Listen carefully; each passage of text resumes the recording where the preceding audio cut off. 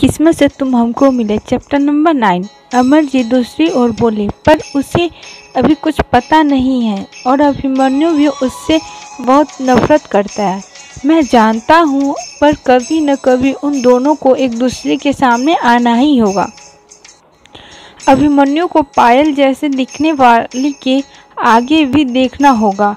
उसे जानना होगा परिणीता उसकी है। हाँ, शायद इस बात को मानने में अभिमन्यु वक्त ले सकता है।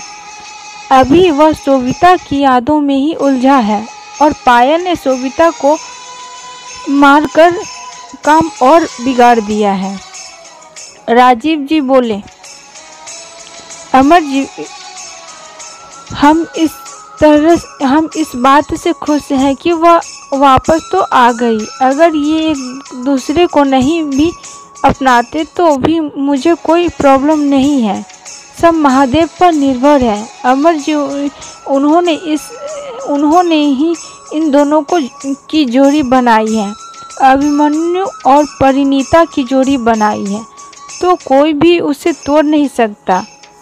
मैं कुछ दिनों तक देश से बाहर जा रहा हूँ। आप अपना और परी बेटी का ख्याल रखें। राजीव जी बोले, आप भी अपना ख्याल रखिएगा और भाभी जी का ख्याल रखिएगा। शुभ रात्रि। अमर जी ये बोल फोन रख दिया। अमर जी फिर से सोच में पड़ गए कि क्या होगा जब दोनों एक दूसरे से मिलेंगे। क्या अभिमन्यु उसे पायल समझ के मारने की कोशिश करेगा या अपनी परिणीता को पहचानेगा। चाहे कुछ भी हो, मुझे परिणीता के सुरक्षा के लिए आदमियों को बढ़ा देना चाहिए। ये बोल उन्होंने रवि को फोन कर मानवी के घर के आसपास सिक्योरिटी बढ़ा दी। संडे का दिन, अभिमन्यु का घर। तुम लोग एक लड़की को पकड़ के ले आ नहीं सके। अभिमन्यु अपने कमरे में चिल्लाकर किसी को फोन पे बोल रहा था। तुम लोग किसी के लायक नहीं हो। जाओ चूड़ियाँ पहनकर घर में बैठो। अब मैं ही उसे ढूंढकर बाहर निकालूंगा। ये बोल अभिमन्यु ने फोन रखा और किशोर को बोला कुछ आदमियों को अपने साथ ले गया। आज उसे पायल को ढूंढना ही था, उसे पकड़कर मारना ही था। वह और इंतजार नहीं कर सकता था। आदमी के बताए हुए पते पर जब अभिमन्यु पहुंचा, वह सुरीते पहले से पहरेदारी कर रही थी। अभिमन्यु के आदमियों ने उन पे हमला कर अभिमन्यु को घर के अंदर जाने का रास्ता बता दिया। जब अभिमन्यु ने डोरबेल बजाई तो किसी ने खोला नहीं, तो उसने फिर से बार बार बेल बजाई तो अंदर से आवाज़ आई, अरे आई बाबा आई, इतनी भी क्या जल्दी है। अभिमन्यु अपना गन पॉकेट से निकाल वेट करने लगा दरवाज़ा खुलने का। जब दरवाज़ा खुला तो एक औरत जो 50 साल के ऊपर की थी वो खड़ी थी। तुम पायल नहीं हो? अभिमन्यु बोले। पायल? सरिता ने पूछा और फिर बोला, यहाँ पायल नहीं मानवी जी रहती हैं। अभिमन्यु सोचा वो तो अपना नाम बदल कर रह रही है। अभिमन्यु ने उस औरत को बोला, तो बुलाओ मानवी को। मानवी दीदी आपसे मिलने कोई आया है। ये बोल सरिता एक कदम अंदर आई तो अभिमन्यु घर के अंदर घुस गया। उसके पीछे एक आदमी, जो आदमी था उसने सरिता को पकड़ उसके सिर पर गन रख दी। इससे सरिता चिल्ला उठी, मानवी दीदी बचाओ मुझे, मानवी दीदी।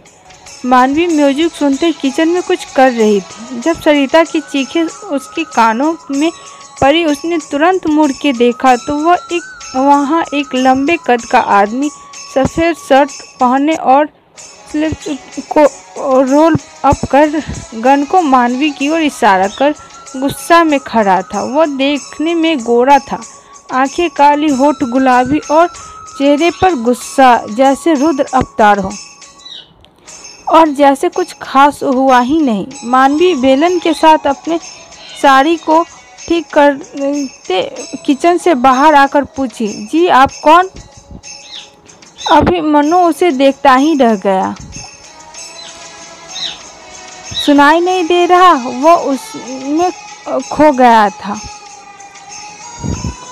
पर अभिमन्यु यह सब सोच रहा था उसके बारे में, यह तो पायल है या फिर उसकी हमशक्ल। पायल से 10 गुना सुंदर थी। उसके चेहरे पर मासूमियत झलक रही थी।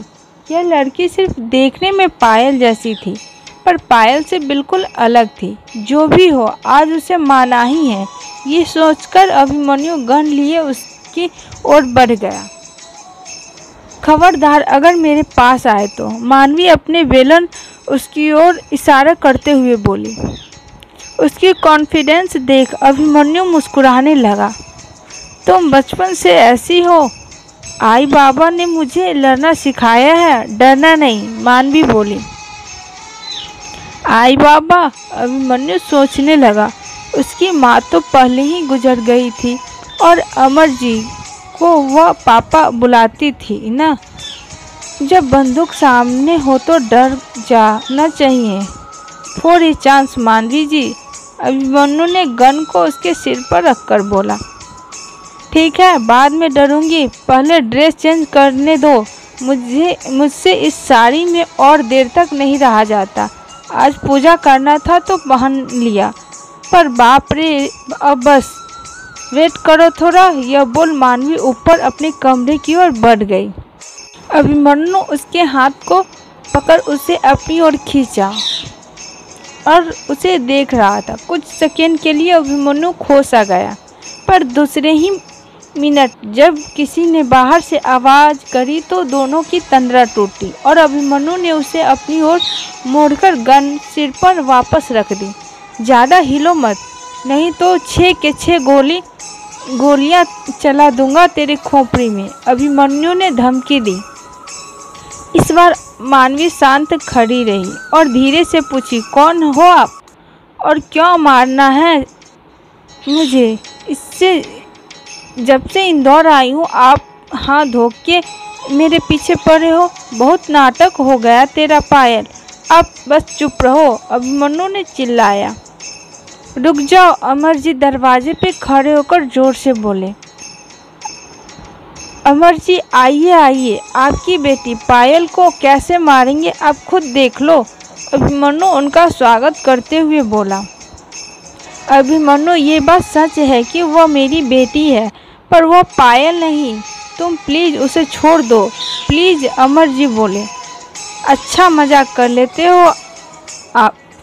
बेटी है पर पायल नहीं तो कौन है? अभिमन्यु ने बोला। आपकी तो एक ही बेटी है ना, अभिमन्यु गुस्से में पूछा। अभिमन्यु यह परिणीता है, आपको शायद ये नाम याद होगा। आप सिर्फ 5 साल के थे जब वह हादसा हुआ, अमर जी उसे याद दिलाते हुए बोले। अभिमन्यु को वह नाम याद आ रहा था, पर कौन थी ये याद नहीं। बचपन में वह किसी परिणीता को जानता था, पर बाकी सब धुंधला धुंधला सा याद है। अच्छा मजाक चल रहा है यहाँ। मैं परिणीता और आपकी बेटी। सर, आपको मैंने बोला है मेरा नाम मानवी है, मानवी देशपांडे, मानवी गुस्से में बोली। अभिमन्यु उसे छोड़ दो और मैं आप दोनों को सब सच बता दूंगा। अभिमन्यु चाहे तो आप अपने पिता से भी पूछ सकते हो, अमर जी बोले। देखिए मुझे कुछ, अभिमन्यु बोला, देखिए मुझे कुछ सुनना नहीं, आप लोग प्लीज़ यहाँ से जाइए और मुझे इन पायल को आज मारने का ही मौका मिला तो मैं मार कर ही रहूँगा। मानवी गुस्से में बोली। देखिए मुझे कुछ सुनना नहीं है, आप लोग प्लीज़ मेरे घर से जाइए, मानवी बोली। मैं तो इसे मारने आया हूँ, वह तो करके ही जाऊँगा, अभिमन्यु बोला। ऐसे मत करो प्लीज़, तुम दोनों मेरी बात सुन लो प्लीज़, अभिमन्यु बेटा प्लीज़। अपने पिता से भी पूछ लो, बाद में वे बता देंगे आपको, अमर जी बोले। ठीक है, एक बार आपकी कहानी सुन लेता हूँ, और अगर मुझे लगा कि ये आपकी कोई चाल है या कुछ करने की कोशिश की, तो इसके साथ साथ मुझे आपको भी मारने पर मजबूर होना पड़ेगा, अभिमन्यु ने चेतावनी दी। अमर जी बोले, तो बात ये है कि पायल और परिणीता जुड़वा बहन हैं। मानवी ने अमर जी को रोक दिया। प्लीज मानवी, आप सारी बातें सुन लो, फिर जो कहना होगा कहना, अमर जी ने मानवी को समझाते हुए कहा। मानवी ने हाँ में सर हिलाकर सोफे पे बैठ गए उन्हें सुनने के लिए, पर मुझे कोई शौक नहीं है इसे सुनने का, बोल अभिमन्यु ने गन मानवी की ओर किया और निशाना लगा दी। आज के लिए इतना ही, आगे की कहानी